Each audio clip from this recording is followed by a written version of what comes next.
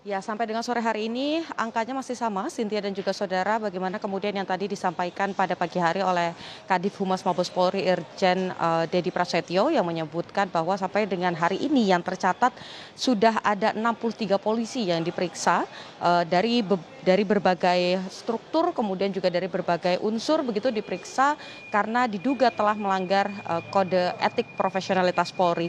Dari 63 polisi yang diperiksa ini, 35 diantaranya sudah ditetapkan sebagai terduga pelanggar.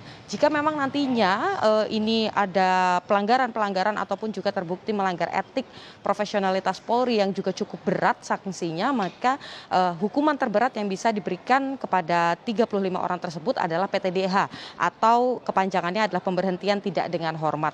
Dan jika di antara 35 orang ini juga ditemukan adanya unsur tindak pidana ataupun juga ada upaya untuk menghalang-halangi pengungkapan kasus, yakni terkait dengan kasus pembunuhan berencana, tindak pidana pembunuhan berencana yang diduga dilakukan oleh Irjen Verdi Sambo yang kemudian dibantu oleh sejumlah pihak, maka pihak-pihak tersebut ini bisa disangkakan dengan pasal-pasal pidana, yakni pasal 221, 223 maupun 243 atau 242 terkait dengan obstruction of justice atau yang tadi saya sebut dengan istilah penghalang-halangan ataupun juga upaya menghalangi pengungkapan kasus. Kita masih menunggu apakah 35 pihak ini akan bertambah lagi atau diantaranya akan ada tindak pidana yang ditemukan lalu nanti juga akan diberikan sanksi pidana. Ini yang masih kita tunggu. Proses penyidikan dan juga pemeriksaan dari segi etik ini juga terus dilakukan. Informasi terbaru ini memang masih simpang siur begitu, tetapi informasinya Kapolda Metro Jaya dan juga Direskrim dari Polda Metro Jaya ini juga akan diperiksa atau dimintai keterangan terkait dengan apa yang terjadi pada 8 Juli 2022 lalu.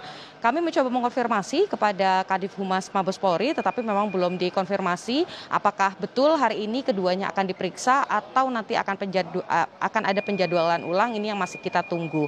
Kemudian juga tidak hanya dari segi etiknya saja, tetapi proses penyidikan pidana ini juga terus dilakukan. Sampai dengan saat ini total sudah ada 4 orang tersangka yang ditetapkan oleh pihak kepolisian. Yang pertama yakni tentu saja Barada Eliezer yang ditetapkan pertama kali sebagai tersangka, kemudian ada Bribka Riki Rizal, lalu ada pihak swasta yang merupakan supir dari istri Irjen Verdi Sambo yakni Kuat Ma'ruf, dan yang terakhir adalah Irjen Verdi Sambo sendiri, mantan Kadif Propam yang diduga merupakan otak intelektual di mana pihaknya lah yang kemudian mendalangi dan juga menyusun sejumlah skenario. Jadi ini masih terus berlangsung, termasuk juga permintaan keterangan dan juga informasi-informasi lain dan penyidikan di sejumlah daerah, salah satunya di Magelang pada hari ini. Cynthia. Baik, terima kasih atas laporan Anda. Niputu Trisnanda melaporkan langsung dari Barreskrim.